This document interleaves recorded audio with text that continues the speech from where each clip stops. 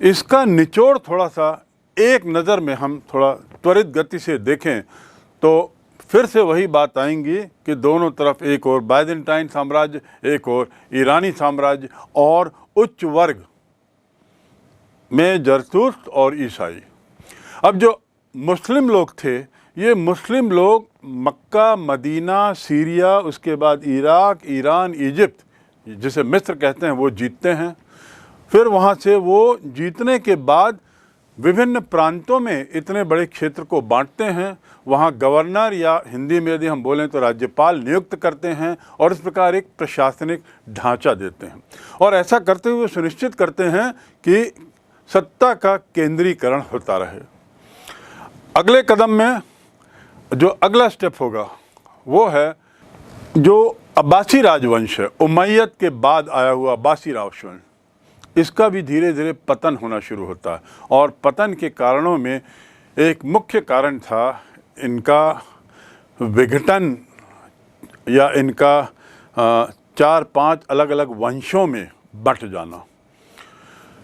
एक गुट तो ईरानी गुट था और दूसरा अरबी गुट था। ईरानी गुट आपको याद होगा बाद में ज़्यादा ताकतवर होने लगा और अरबी गुट उससे खिन्न था।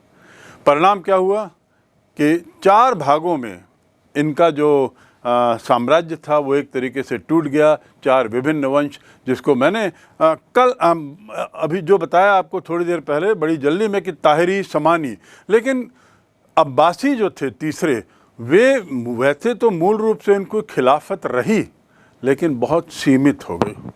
और फ़ातिमी वंश तो वही था जो इजिप्ट में फ़ातिमा के नाम से वहाँ का जो परिवार था उसने जो वंश बनाया वह उस क्षेत्र में सतत रूप से राज करते रहा। अब ये जो 4 वंशों की मैंने बात की, इनमें अब्बासी वंश का जो क्षेत्र बड़ा छोटा था और जैसा मैंने बताया एक अरबी ग्रुप था, एक ईरानी ग्रुप था। पहला जो ताहिरा था वह वंश खुरासान में, खुरासान वो क्षेत्र है जिसका जिक्र मैंने सुबुक्तगिन और अलप्तगिन आदि की विजय के दरमियान किया था। ऐसे ही जो अगला वंश था तुलनी वंश, वह चला गया इजिप्ट में, वहाँ उसका उदय हुआ। अब्बासी वंश ने पश्चिमी ईरान और मध्य इराक के क्षेत्र में अपना कब्जा बनाया। और फ़ातिमी वंश जो था, फ़ातिमी वंश का मैंने जिक्र आपको किया था और बताया था कि ये मिस्र में थे। उनकी पुत्री, पैगंबर की पुत्री फ़ातिमा के नाम से यह वंश आगे चला था और ये उसके वंशज थे। और इसीलिए इस फ़ातिमा वंश का कहना था कि हम लोग असली में पैगंबर के असली उत्तराधिकारी हम ही लोग हैं। इन सब घटनाओं के होते हुए लगभग हम 1000 एडी में पहुंच चुके हैं। 969 एडी में ये घटना होती है जिसमें मिस्र में इस वंश की स्थापना होती। समझने की बात यह है कि ये लोग शिया वंश के थे।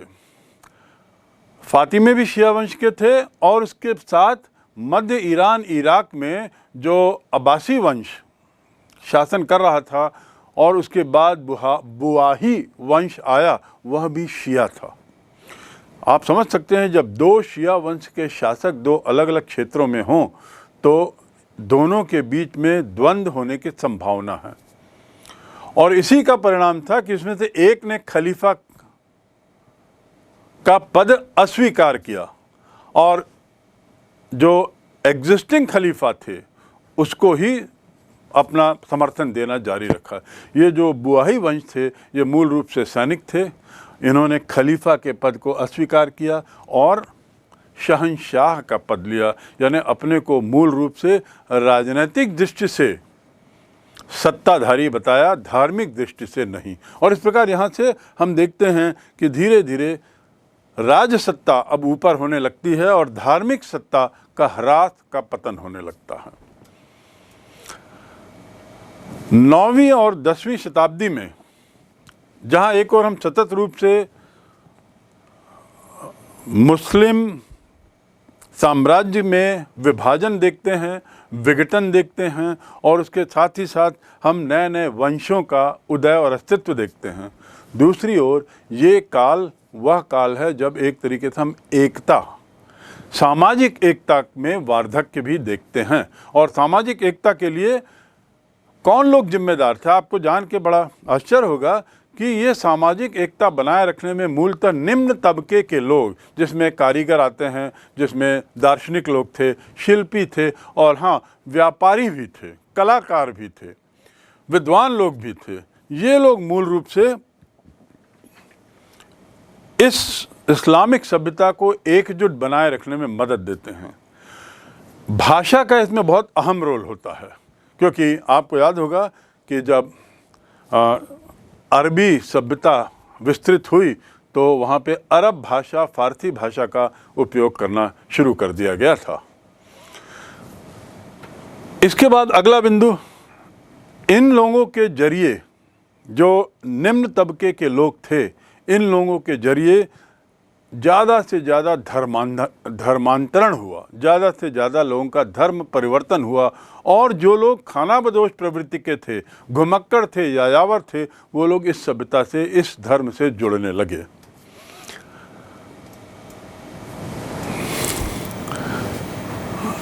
इन्होंने इसको स्वीकार किया, खानाबदोश लोगों ने इसको स्वीकार किया, और इसके स्वीकार करने के पीछे मुख्य रूप से इन्हीं वंशों का मूलतः हाथ था, बुवाही और अब्बासी वंश का।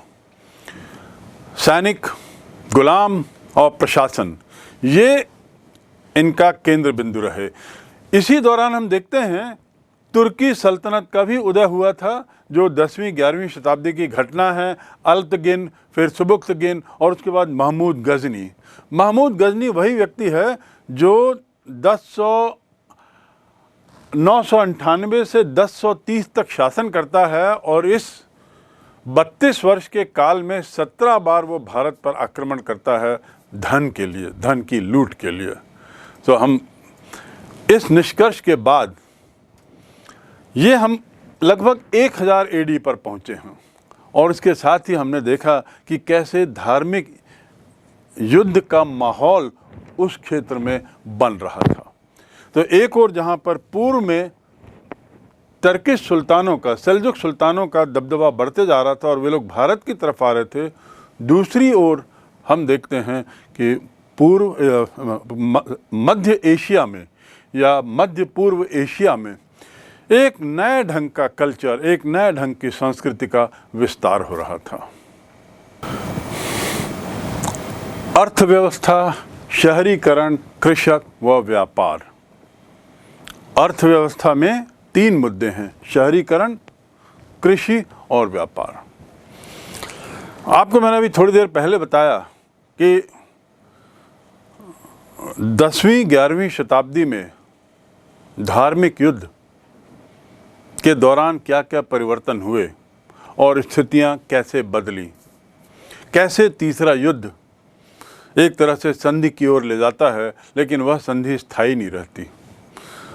उसके बाद भी ऐसे कई छोटे मोटे अनेकों युद्ध हुए, लेकिन मूल रूप से 3 युद्ध हमारे विषय के केंद्र हैं। दूसरी ओर हम ये भी देखते हैं कि इन दोनों के बीच में एक और जहाँ सतत रूप से युद्ध हो रहा था, वहीं सतत रूप से एक दूसरे के बीच में टकराव के अलावा संबंध भी हो रहे थे, और इस टकराहट और संबंध के परिणाम स्वरूप एक नए तरीके की संस्कृति का जन्म हुआ, एक नए तरीके के विचार का जन्म हुआ, और इसका परिणाम एक तरीके से हम कह सकते हैं कि मध्यकाल की बदली हुई संस्कृति के रूप में हुआ। जहाँ तक इस्लामी राज्य की बात करें, राज्य में किसी भी प्रकार का बदलाव नहीं हुआ। वहाँ पर जो कृषक थे, वे लोग या खेती करने वाले लोग थे, सभी प्रकार के थे, छोटे बड़े अन्य तबकों के, क्योंकि अरब के क्षेत्र में बहुत कम क्षेत्र में खेती होती थी। ईरान इराक में जब इन्होंने बाद में कब्जा किया तो भूमि का क्षेत्रफल तो बहुत बड़ा था, बहुत विस्तारित था, और यहीं पर मूल रूप से खेती का कार्य हुआ ईरान और इराक में। जब तक अरब देश में या अरब प्रायद्वीप में इस्लाम की चर्चा होती है तो कृषि आदि विशेष रूप से इनके लिए महत्वपूर्ण नहीं रहता। व्यापार उस हद तक उनके लिए ज़्यादा महत्वपूर्ण था, लेकिन इराक ईरान को कब्जे लेने के बाद कृषि कार्य प्रारंभ हुआ। ससानी काल में भूमि स्वामी, जो भू के स्वामी हुआ करते थे, सामंत जो होते थे, वे लोग कर इकट्ठा करते थे और शासन को कर देते थे। ये सब राज्य की तरफ से होता था। अगला बिंदु कृषि के बारे में कि जो भूमि थी वही गांव की संपत्ति मानी जाती थी, उसके अतिरिक्त और कुछ नहीं। बाद में भूमि संपत्ति मालिकों द्वारा राज्य को दे दी गई। पहले वो गांव की संपत्ति होती थी और अब वह राज्य की संपत्ति मानी गई, शासन की सत्ता की संपत्ति मानी गई। परिणाम क्या हुआ? इससे बड़े बड़े जो मुसलमान हैं वो लाभान्वित हुए, उन्हें फ़ायदा मिला और इसी ने सामंतवाद को जन्म दिया, क्योंकि भू संपत्ति का वास्तविक लाभ जो है खलीफा के परिवार और वो उच्च वर्ग के लोगों को मिला जो बड़ी बड़ी भू के मालिक बन गए थे। तो इस प्रकार, और यही जो घटनाक्रम है ये बाद में आरामप्रद जीवन, विलासिता के जीवन की ओर उन्हें ले जाता है। जहाँ तक कृषि भूमि पर नियंत्रण की बात है, वो तो राज्यों का था, उससे उनको राजस्व मिलता था और साथ ही धर्म के नाम पर कुछ लिए गए कर भी मिलते थे, खिराज के अलावा। खिराज एक सामान्य कर, सामान्य राजस्व कर होता था, पर धार्मिक कर भी उस समय लगाए जाते थे गैर मुस्लिम लोगों पे। जो भी ज़मीन मुस्लिम की थी उनमें उनके द्वारा खेती होती थी, वे स्वयं खेती करते थे और उपज का 10वां भाग कर के रूप में देते थे। 1/10 भाग कर लगता था। जो मुस्लिम नहीं थे और इस्लाम अपनाने लगे, उनके कर में कुछ कटौती की, लेकिन इससे क्या हुआ कि आय कम होने लगी, जिससे उनके कर पर क्योंकि मैंने आपको पूर्व में बताया कि गैर इस्लामिक लोगों पर भी अतिरिक्त कर लगाया जाता था। पर जैसे जैसे वो लोग इस्लाम धर्म अपनाने जाते थे, उन पर वह अतिरिक्त कर लगाया गया, हटा दिया जाता था, जिससे क्या होता था, उनकी आय में कमी होने लगती थी। राजस्व की आय में, शासन के अपने स्वयं के राजकोष में कमी होने लगती थी। ये राजकोष में आय की कमी होना इन खलीफाओं के लिए एक चिंताजनक विषय था, क्योंकि खलीफाओं को नए नए संसाधनों के लिए नए नए क्षेत्रों पर विजय पाना बहुत ज़रूरी था। खलीफाओं को कबीलाई संगठन को अपने में बनाए रखने के लिए सैनिक सत्ता की बहुत आवश्यकता थी और इसके लिए उनको अतिरिक्त पैसों की बहुत ज़रूरत पड़ती थी। परिणाम क्या हुआ कि इन लोगों ने धीरे धीरे धर्मांतरण पर जोर देना कम कर दिया, उस पर ज़्यादा जोर नहीं दिया और उसके बदले वे अब राजनीतिक सत्ता की ओर मुड़ने लगे। सब में एक तरह के कर लगाने की नीति उन्होंने अपना ली। अब खेती में भी अब एक तरीके से राजनीतिक स्थिरता आने लगी और एक यूनिफॉर्म प्रणाली अपनाई जाने लगी। सभी जगहों पर बांध, नहर, कुएं, तालाब, खुदाई आदि ये सब कार्य चलने लगा और जो खेती में काम में लाते थे, पहली बार उन्हें एक तरीके से कानूनी छूट दी जाती थी कर में, पर उसके आगे नहीं। इसका कारण क्या था?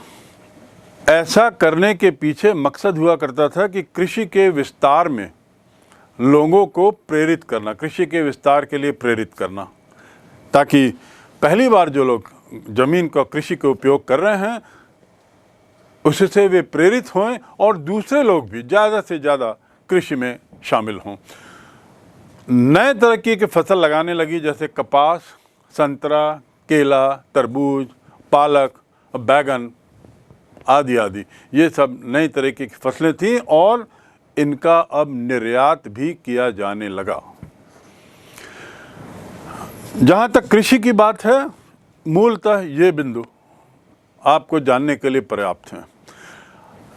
शहरी सभ्यता की ओर यदि हम मुड़ें तो आप देखेंगे कि यदि याद करोगे तो पूर्व के कुछ नक्शों में समुद्री किनारे क्षेत्रों में बहुत सारे शहरों का पनपना उसमें दृष्टिगत उसमें दिखाई देता है। दूसरे शब्दों में इस काल ने नए नए शहरों के विकास को देखा, नए नए शहर। और आपको याद होगा कि कुछ क्षेत्रों को सैनिक शिविर के रूप में भी बसाया गया था।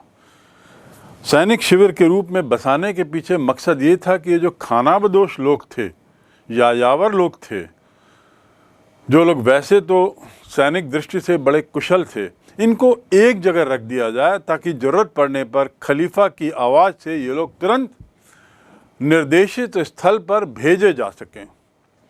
यही शिविर जहाँ जहाँ लगे वहाँ वहाँ मुख्य रूप से नए नए शहर पनपे। इसके साथ ही नए शहर पनपने का दूसरा कारण भी था कि व्यापार, कुछ क्षेत्र व्यापारिक क्षेत्र के रूप में बसे। जो सैनिकों के कारण जो शहर बसे, ये स्थानीय प्रशासन की नींव पर टिके हुए थे। यानी एक तरीके से मिलिट्री कैंट जिसको हम बोल सकते हैं, इनका पूरा प्रशासन सैनिकों तक ही केंद्रित था, सैनिकों द्वारा ही था और सैनिकों के लिए ही था। इन सैनिकों को मिस्र कहा जाता था, जो इजिप्ट का अरबी नाम है। अब्बासी काल में बगदाद की जो जनसंख्या है वो लगभग 10 लाख पहुंच गई थी। अब्बासी जब उमैयद को समाप्त कर, जब वे लोग उन लोगों का वंश प्रारंभ हुआ खलीफा का, तो उन्होंने राजधानी कहाँ बदल दी थी? बगदाद। बगदाद इराक की राजधानी है। परिणाम स्वरूप क्या हुआ कि बगदाद की राजधानी बनने के साथ साथ, खलीफा का केंद्र बनने के साथ साथ, वह व्यापारिक केंद्र में भी बदल गया और उसके साथ ही सैनिक शिविरों का भी वो एक अड्डा बन गया। और इसका परिणाम ये कि लगभग 10 लाख की आबादी वहाँ पहुँच गई। 800 ईस्वी में बगदाद शहर में 10 लाख की आबादी एक बहुत बड़ी संख्या है। इसके अलावा इस काल में हम देखते हैं कि कपास और चीनी के उत्पादन में वृद्धि हुई। दमिश्क, इन्फसन, समरकंद, ये जो शहर हैं जो डाइंग सिटी के रूप में हो रहे थे, एक ऐसा लग रहा था कि अब ये समाप्त प्राय हैं, इन्हें नया जीवन मिला, ये इनका पुनर्जीवन हुआ, नवजीवन मिला और इन शहरों की भी संख्या बढ़ने लगी। जो पूरा क्षेत्र है, यहाँ पर आप देखेंगे कि एक तरीके से बहुत सारे शहरों का एक जाल फैल गया था। और इस जाल फैलने का कारण सैनिकों के शिविर, व्यापारियों के केंद्र और व्यापार के रास्ते में आने वाले क्षेत्रों का होना। तो इसलिए इन लोगों में, इन नगरों में संपर्क बढ़ा, इन नगरों में साथ ही साथ कारोबार भी बढ़ा। अगला बिंदु जो नगरीय सभ्यता को लेकर है और तत्कालीन संस्कृति को लेकर, वो है कि सांस्कृतिक मामलों में भी इस काल ने बहुत प्रगति देखी। सांस्कृतिक मामलों में भी इस काल ने बहुत प्रगति देखी। देखिए, आपको मैंने बताया कि जो मिस्र की सभ्यता थी, मिस्र का जो साम्राज्य था, वो लोग विद्वानों को, कवियों को, दार्शनिक लोगों को बहुत संरक्षण देते थे। और दूसरी ओर आप ये भी जानते हैं कि अरबी भाषा को एक तरीके से राजनीतिक भाषा बना, एक तरीके से प्रशासनिक भाषा का रूप दिया गया। परिणाम क्या हुआ कि उच्च वर्ग के लोगों के बीच में ये भाषा और पनपी, फारसी भी पनपी, और इसके कारण इतने बड़े साम्राज्य में जो यहाँ पर अरब से लेकर ईरान तक फैला हुआ था और बल्कि थोड़ा आगे चला गया था, वहाँ के पूरे लोगों का एक तरीके से एकीकरण करने में इसमें मदद मिली। और जो सांस्कृतिक परिवर्तन आया उसमें यदि हम बात करें तो ये जाने कि जो नगर होते थे, जो पास तो नहीं थे लेकिन फिर भी उनकी काफ़ी बड़ी संख्या थी, इनके बीच में कुछ भवन होते थे जिनमें सांस्कृतिक उद्देश्य से भवन बनाए जाते थे और पैसा लगाकर इन भवनों को विस्तारित किया जाता था। और इन भवनों में जो सबसे महत्वपूर्ण था वह था मस्जिद। यानी 2 भवन निश्चित रूप से नगरों के बीच में मिलेंगे आपको, जिसमें से एक रहेगा मस्जिद, और ये मस्जिद ऐसी जगह जहाँ पे सामूहिक नमाज हो सके। ये नमाज बड़ी विशाल होती थी, बहुत बड़े क्षेत्र में होती थी और जो मस्जिद होता था दूर से ही दिखाई देती थी। दूसरा क्षेत्र होता था केंद्रीय मंडी। मंडी क्या है? मंडी वह क्षेत्र है जिसमें दुकानों की कतार हो, दुकानों की कतार व्यापारिक दृष्टि से, और इन्हीं सुख में व्यापारियों के निवास गृह भी होते थे, और साथ ही जो व्यापार के लिए लेन देन के लिए जो कार्यालय, जिसे सर्राफ कार्यालय कह सकते हैं, वो भी यही हुआ करता था। इन दो भवनों के अलावा एक व्यापारिक केंद्र और दूसरा धार्मिक केंद्र मस्जिद, इसके अलावा प्रशासकों के, विद्वानों के और व्यापारियों के घर भी यहाँ काफ़ी हुआ करते थे। सामान्य नागरिक और सैनिकों के लिए शहर के बाहरी इलाकों में क्वार्टर होते थे, मकान होते थे, और लेकिन हर जगह मस्जिद, चर्च, छोटी मंडी, सार्वजनिक हमाम का अर्थ क्या हुआ? सार्वजनिक स्नान स्थल, सार्वजनिक स्नान स्थल, प्रार्थना गृह, ये सब रहते थे। शहरों के बाहरी क्षेत्रों में निम्न वर्ग के लोग, जो देहाती या गरीब लोग हुआ करते थे, वे रहते थे, और इन क्षेत्रों में स्वच्छता बहुत कम होती थी, साफ नहीं रहते थे। लेकिन और इसका एक कारण भी था कि जो लोग सतत रूप से, चाहे खानाबदोश के रूप में, चाहे व्यापारियों के रूप में सतत रूप से जाना आना करते थे, उनके ठौर का ये अड्डा होता था।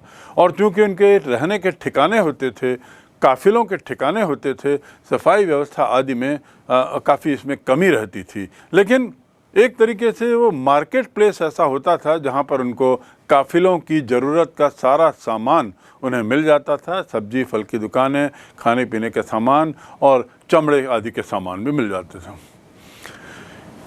इन जगहों में कोई दूर दराज से आए हुए लोग अपना नहीं रहते थे, यानी आने जाने के जो लोग सतत रूप से व्यापार कर रहे हैं, तीर्थ यात्री के रूप में हैं, वही लोग बस इन क्षेत्रों में आते जाते थे। अन्यथा कोई दूर का व्यक्ति किसी दूसरे क्षेत्र में जाकर स्थायी रूप से निवास करे, ऐसा बहुत कम होता था। कुछ ऐसी जगह होती थी जहाँ पर श्मशान घाट भी बना दिया जाता था। सभी नगर एक जैसे तो नहीं होते थे, लेकिन कभी कभी इनमें सुधार भी कर दिया जाता था, इनके नक्शों को सुधारा जाता था और शहरों की स्थिति को बेहतर बनाया जाता था। अब ये शहरीकरण, कृषि और उसके बाद सांस्कृतिक सभ्यता पर कुछ जानने के बाद थोड़ा सा अब हम जाने विनिमय के बारे में, कि जो इतना बड़ा व्यापार होता था, और आप नक्शे में देखेंगे कि इस काल का व्यापार जो है काफ़ी बड़े क्षेत्रों में फैला हुआ था, और अरब से केंद्रित होकर वे व्यापार ईरान, इराक से होते हुए अन्य क्षेत्रों में भी, बाइजेंटाइन एम्पायर के क्षेत्रों में भी जाता था। तो ये संभव था विनिमय के कारण। जो विनिमय का जो दायरा है वो बड़ा हुआ, क्योंकि व्यापार का दायरा बड़ा हुआ, और चूँकि ये पूरा क्षेत्र राजनीतिक एकीकरण के अंतर्गत आ चुका था, केंद्रीकरण हो चुका था, इसलिए खाद्य पदार्थ, वैभव विलास के सामान की मांग भी बढ़ी। बढ़ते हुए भूगोल के ज्ञान ने और विद्वानों के संरक्षण ने मुस्लिम साम्राज्य को और मदद की। उदाहरण के लिए हिंद महासागर से लेकर भूमध्य सागर तक का जो क्षेत्र है, ये व्यापारिक जगहों से पट गया।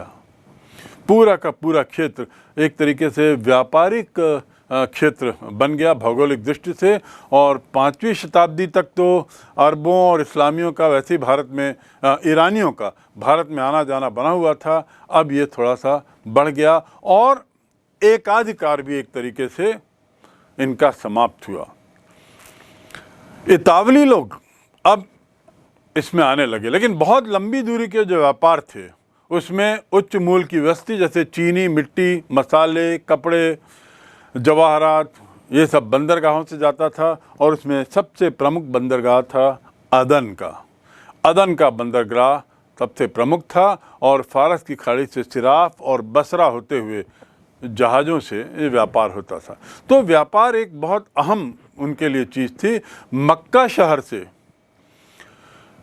जितने काफिले गुजरते थे वो बढ़ते चले जाते थे और एक तरीके से हज की यात्रा के समय इनका जो दायरा था वो और बढ़ता था।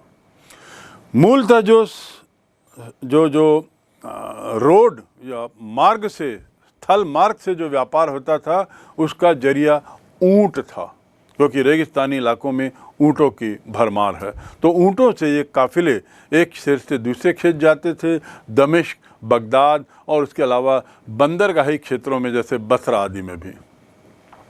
मक्का से निकले हुए काफ़िले विशाल हुए और समय के साथ साथ ये लोग हज की यात्रा पर भी जाने लगे। हिंद महासागर में नौका चालन मानसून के समय पड़ता था, यानी जब हज यात्रा के लिए लोगों को जाना हो तो मानसून के समय में ये जो यात्रा होती थी वो थोड़ा ज़्यादा होती थी। और इन व्यापारिक मार्गों से भूमध्य सागर के पास एक और क्षेत्र डेवलप हुआ जो सिकंदरिया कहलाया, अलेक्जेंड्रिया जिसे अंग्रेजी में कहते हैं। सिकंदरिया के बंदरगाहों में यूरोप के दिए जाने वाले जो निर्यात थे वो यहूदी व्यापारियों के हाथों आ गए।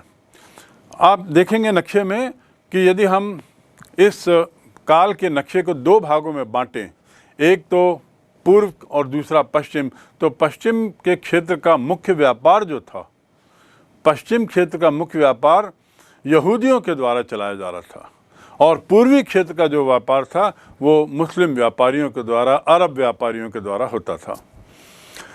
इन्हीं में से कुछ व्यापारी भारत से भी सीधे व्यापार करके जुड़ गए थे।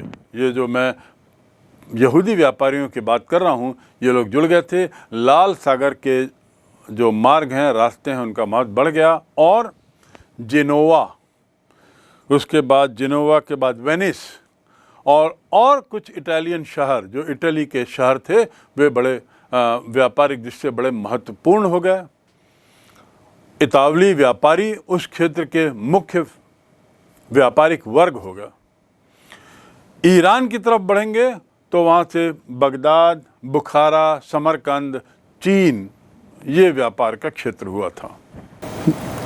ईरान के जो व्यापारी थे निश्चित रूप से वे पूर्व की ओर आगे बढ़ते हुए चीन तक व्यापार करते थे और इस प्रक्रिया में वो समरकंद, बुखारा आदि, बगदाद आदि को पार करते हुए चीन जाते थे। और उसका कारण भी था कि चीनी वस्तुएं और कागज का वहाँ बड़ा महत्व था और इस बढ़ते महत्व को वो भुनाना चाहते थे, भुनाते थे। कागज लिनन से बनता था और कागज की उपलब्धता से विभिन्न प्रकार के जो दस्तावेज और वाणिकी बही खाता बनना, ये सब बहुत सरल हो गया। जैसे आज के परिप्रेक्ष्य में देखेंगे तो मोबाइल ने बहुत सी चीज़ों को बड़ा सुगम बना दिया है, सरल बना दिया। उसी प्रकार कागज के खोज ने, कागज के निर्माण ने एक बहुत बड़ा क्रांतिकारी परिवर्तन किया। बही खाता रखना, हिसाब रखना, उसके साथ ही विभिन्न दस्तावेजों को रखना, इस पे बड़ी मदद मिली और इस बढ़ती मदद ने ज़रूरत को बढ़ाया और इसके व्यापार को बढ़ाया। कागज का आविष्कार, उसके साथ एक और अत्यधिक महत्वपूर्ण चीज़ हुई और वह है लिखना। अब कागज़ पर लिखना, पहले पत्रों में लिखा जाता था, पत्तों में लिखा जाता था, तो अब कागज़ से लिखित रचना का बड़ा विकास हुआ, बड़ा व्यापक प्रचार हुआ। 751 में समरकंद में लगभग 20,000 चीनी लोगों को बंदी बनाया गया था, क्योंकि मात्र इसलिए क्योंकि एक कागज़ बनाने में ये लोग निपुण थे, पारंगत थे, कुशल था। तो कागज़ की अहमियत इतनी ज़्यादा बढ़ चुकी थी कि हजारों लोगों को मात्र इसलिए बंदियों के रूप में रखा गया ताकि उनकी मदद से कागज़ निर्माण किया जा सके। इस प्रकार अगले 100 वर्ष तक समरकंद जो है वो कागज़ निर्माण का एक महत्वपूर्ण केंद्र बन गया था, थैंक्स टू ये जो इतने लोगों को वहाँ पर एक तरीके से रखा गया था। बाद में समरकंद में कागज़ के व्यापार के अलावा कुछ और भी व्यापार होने लगा और कागज़ का व्यापार जो है वो अन्य इस्लामी क्षेत्रों में जाने लगा। एक तरीके से हम देखें तो कागज़ के परिणाम से, कागज़ के आने से जो वाणिज्यिकी व्यापार जो था, वाणिज्य तंत्र का एक तरीके से जाल बिछ गया। चारों काफ़ी जगह पूरे क्षेत्र में हम देखते हैं कि बहुत सारे ऐसे नगर, बहुत सारे ऐसे शहर विकसित हुए जो एक किसी न किसी क्षेत्र में व्यापार का केंद्र बन गया। वोल्गा नदी और बाल्टिक क्षेत्र में बहुत बड़ी संख्या में हमें सिक्के मिले हैं जो इस बात को साबित करते हैं कि इस्लामी व्यापार वोल्गा तक चला गया था। इससे स्पष्ट होता है कि वस्तुओं की कीमत जानने के लिए भी इसका उपयोग होता था, विनिमय के लिए उपयोग होता था, और साथ ही ये भी स्पष्ट होता है कि उनके व्यापार का दायरा कहाँ तक फैला हुआ था। बाज़ारों की बात करें तो बाज़ारों में तुर्की दास और स्त्रियां ये खलीफाओं और शासकों के लिए एक महत्वपूर्ण आइटम हुआ करते थे, महत्वपूर्ण सामान हुआ करते थे जिनकी खरीद फरोख्त इस काल में उस क्षेत्रों में होती थी। और ये काल जो हम मोटा मोटा बात कर रहे हैं ये लगभग 600, 700, 800, 900 सदी के आसपास की। इस्लामी शहर जो थे उसमें विनिमय और ये मुद्रा आने से जो विनिमय बढ़ा तो निश्चित रूप से बाजार में लेन देन भी बढ़ा। आपको मैंने पहले बताया था कि दो तरह के सिक्के आए थे, एक तो सोने का, एक चांदी का। सोने के सिक्कों को दिनार कहा जाता था और चांदी के सिक्कों को दिरहम। तो ये दिनार और दिरहम मूल रूप से बाइजेंटाइन सभ्यता में जो सिक्के चलते थे उन्हीं की प्रतिलिपि थे, ये भी मैंने बताया। कुछ उसमें परिवर्तन कर दिया गया था। जब जो बाइजेंटाइन सिक्के थे उसमें एक क्रॉस बना हुआ था, रसूल, जो ईसाई धर्म का प्रतीक चिन्ह होता है रसूल, और उसमें इसका चित्र बना हुआ होता था और साथ ही कुछ और होता, उसमें लिखा होता था। अब उसके स्थान पर इस्लाम धर्म से संबंधित बात लिखी जाने लगी, जैसे अल्लाह एक है आदि आदि। तो मूल रूप से उस सिक्कों का ढांचा, सिक्कों का पैतरा वैसा ही रहा, लेकिन उसमें जो लिखा गया था उसको थोड़ा बदल दिया गया। और ऐसे सिक्के बड़ी दूर दूर क्षेत्रों तक पाए जाते हैं, जिससे ये साबित होता है कि विनिमय के ये एक बहुत महत्वपूर्ण जरिए थे। व्यापार ही नहीं बढ़ा, लोगों का आय व्यय भी बढ़ा।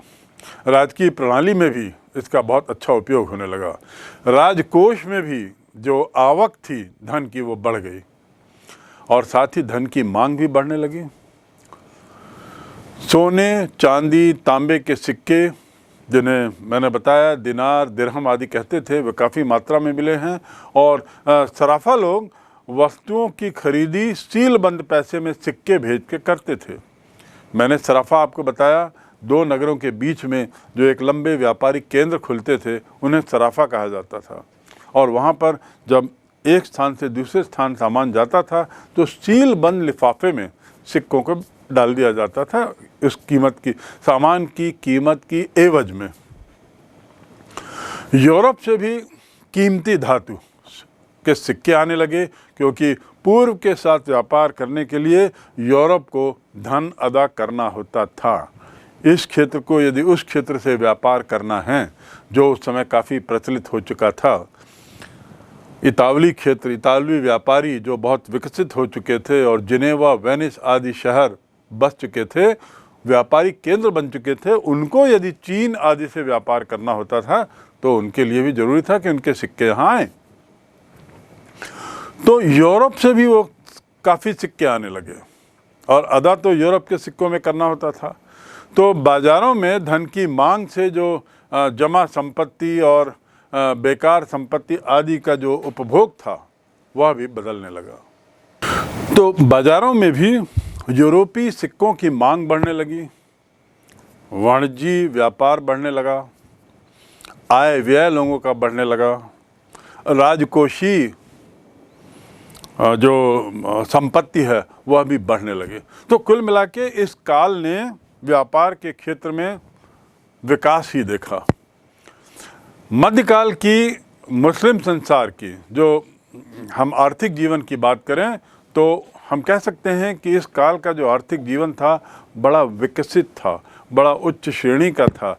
व्यापारिक व्यवस्था अच्छी तरह संगठित व्यवस्था थी और पूर्व से लेके पश्चिम तक बहुत लंबे क्षेत्र में व्यापार होता था। इसी काल में एक साख पत्रों का भी चलन सुना गया। साख पत्र क्या है? उसे आज की तारीख में हम एक तरीके से चेक कह सकते हैं। चेक, जो बैंकों के चेक होते हैं, उसी तरह के एक साख पत्र, जिनकी अपनी एक साख वैल्यू हुआ करती थी, उन कागज़ों की ये भी साहूकार व्यापारी इसका उपयोग करने लगे और इस प्रकार जो विनिमय और सरल होता गया। इससे नगद धन अपने साथ ले जाने से बचने लगे और नगद धन अपने साथ ले जाने से बचने का परिणाम क्या हुआ? लूट खसोट एक और जहाँ कम हुई, वहीं व्यापार और बढ़ा, यात्रा और सुरक्षित हो गई, चोरी डकैती का भय नहीं रहा। और बाद में तो ऐसा भी हुआ कि खलीफाओं ने अपने मातहत आने वाले सभी अधिकारियों को, विद्वानों को, कवियों को इनाम भी देने के लिए साख पत्र का उपयोग किया। इस साख पत्र को उनकी भाषा में शक कहा जाता था। जैसे मैंने चेक कहा है, वो एक तरीके उसको में शक कहा जाता था। तो ऐसे इसका धीरे धीरे उपयोग बढ़ने लगा। व्यापारी वर्ग संयुक्त व्यापार या कार्य संचालन के लिए गुलामों को काम पे लगाते थे। और ये गुलाम कहाँ से आए थे? आपको शुरू में बताया गया था कि पूर्व में ईरान के क्षेत्र से विषय के प्रारंभ में आपको बताया गया था कि ईरान के क्षेत्र के आसपास से दासों को पश्चिम क्षेत्र में लाया गया था। और अब समय के साथ साथ ऐसा कुछ हुआ कि इटली आदि के लोग भी, तुर्की के लोग, इटली के नहीं तुर्की के लोग भी दास के रूप में लिए जाने लगे और गुलाम बनाए जाने लगे। इस प्रकार इस काल में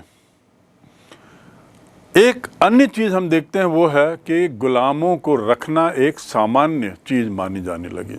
ये उनके जीवन का एक अंग हो गया। हर घरों में, संपन्न घरों में, अमीर घरों में गुलाम एक सामान्य रूप से जाने जाने लगे।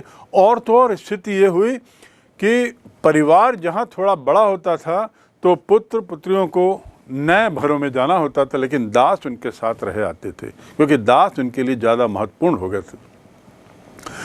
इस्लामी जगत जो है वो लोगों को पैसा कमाने से नहीं रोकता था, यानी किसी भी तरह का बंधन अपने आर्थिक विकास में उसने नहीं लगाया था, लेकिन इस्लाम में निषेध नियम को पूर्ण तरीके से निभाना होता था। अर्थात यदि किसी बात पर रोक लगाई जाए तो उसका पालन किया जाए, यह अनिवार्य था।